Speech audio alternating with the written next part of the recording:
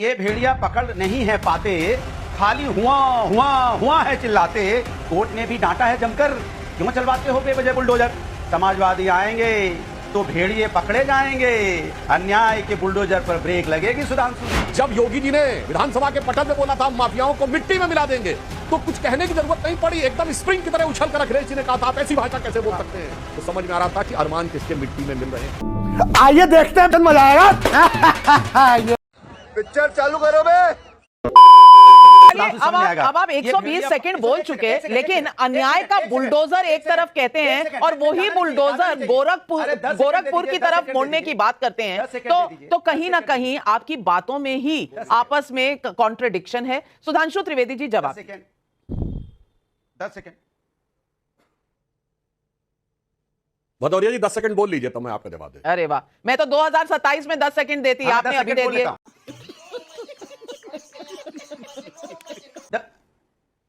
10 second दे दीजिए।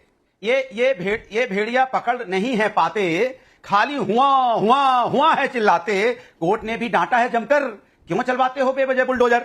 समाजवादी आएंगे तो भेड़िए पकड़े जाएंगे, अन्याय के बुलडोजर पर ब्रेक लगेगी सुधांशु जी, फिर कुछ नहीं कर पाओगे।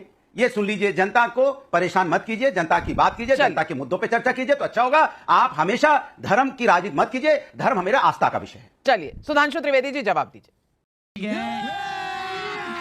अभी मजा आएगा ना भिड़ो। चलिए 10 सेकंड के मनोरंजन दर्शकों का करने के लिए आपको अब मैं इस बात का टेक्निकल और पॉलिटिकल दोनों उत्तर देता हूं।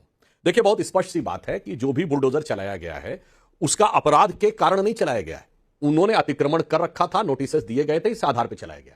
जब भी कोई व्यक्ति जो पुलिस में रहा होगा उसे पता होना चाहिए, जो शासन में रहेंगे, किसी पुलिस अधिकारी से पूछिए, जैसे ही कोई अपराधी एक अपराध करता है तुरंत उसकी पूरी फाइल खुलती है। मैं एग्जांपल देना चाहता हूं, आप गाड़ी को रेड लाइट फंदा दीजिए, पुलिस वाला तुरंत रोकता है, कहता गाड़ी कागजात दिखाओ, और उस समय आपकी गाड़ी का रजिस्ट्रेशन ना हो या रजिस्ट्रेशन एक्सपायर कर गया हो, तो जब्त हो जाती है कि नहीं गाड़ी। तब आप ये थोड़ी कहते नहीं वो मैंने सिर्फ रेड लाइट फंदाई थी, वो मेरा उसके कागजात से क्या मतलब। अच्छा यहां पर तो एक और बात है, वो आप घर जाएंगे और कागजात लाके दिखा देंगे, गाड़ी छुड़ा लेंगे। पर अगर गाड़ी चोरी की होगी तो गाड़ी गई ना, तब तो आप सिर्फ यही कहेंगे देखो मैंने तो केवल लाइट फंदाई थी और बदले में मेरी गाड़ी जब्त कर ली गई। बात तो सही है। क्योंकि ये सारी की सारी जमीनें इलीगल थी, इसलिए पिछले 7 साल में इनको कोर्ट से कोई रिलीफ नहीं मिली। और इससे दर्शकों को यह समझना चाहिए कि समाजवादी पार्टी के शासनकाल में कितना कब्जा किया हुआ था, कितना गैर कानूनी कब्जा इन्होंने अपने लोगों और अपने समर्थकों को करवा रखा था। और यह सिर्फ हमारा आरोप नहीं है, मायावती जी की सरकार भी यह बात कह चुकी है कि समाजवादी पार्टी कैसा कब्जा कराती है और वो कब्जा छूट रहा है, इस कारण से यह समस्या उत्पन्न हो रही। और एक लाइन और कह दूं नाविका जी, यह मामला सिर्फ बुलडोजर और यूपी का नहीं है, यह एक मानसिकता का है जो हर अपराधी के साथ खड़ी होती है।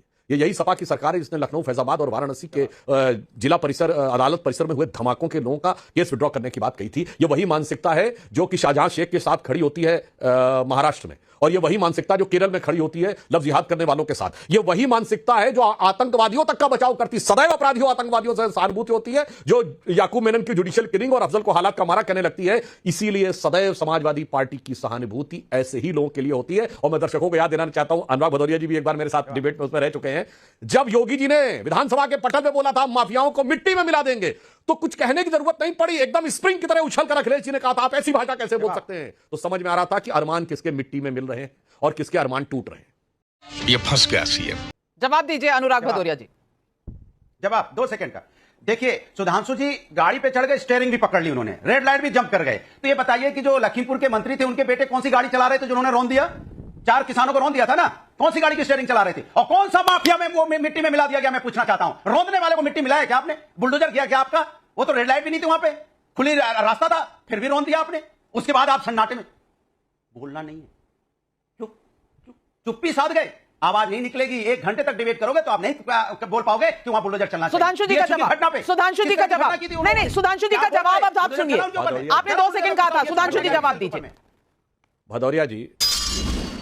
भदौरिया जी ये भरत मुनि के नाट्य शास्त्र से प्रेरित भाव भंगिमा दिखाने की बजाय तथ्य की बात करिए। आपने लखीमपुर में जिस घटना की बात कही उस पर तो हमारे मंत्री का बेटा गिरफ्तार हुआ, एसआईटी ने उस पर रिपोर्ट दी, पर उसी समय 4 लोग लाठियों से पीट कर मार दिए गए।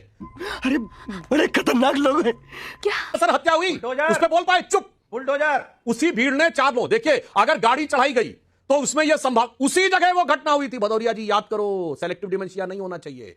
इसीलिए मैं कहना चाहता हूं गाड़ी किसी ने चढ़ाई, उसमें तो इंटेंशन भी हो सकता है और गलती भी हो सकती है, पर अगर घेर कर पीट पीट कर लाठियों से मार दिया गया, उसमें गलती की कोई संभावना नहीं है। वो एक सोची समझी व्यवस्थित हत्या है, मगर उस पर क्यों नहीं बोलते? इसलिए आपका चरित्र है भाई, सदैव अपराधियों के साथ खड़े रहना, अपराधियों को संसद में भेजना, अपराधियों को विधानसभा में भेजना, लड़कों से गलती हो जाया करती है कहना, बहुत सारी चीजें हैं, तो उसमें कोई कहने में बहुत समस्या की बात नहीं है। और मैं एक और बात कह दूं साहब, योगी जी ने पूरा अपना घर परिवार छोड़कर समाज की सेवा का व्रत लिया है, और अखिलेश जी सब कुछ परिवार का ला के डुबो दिए हैं।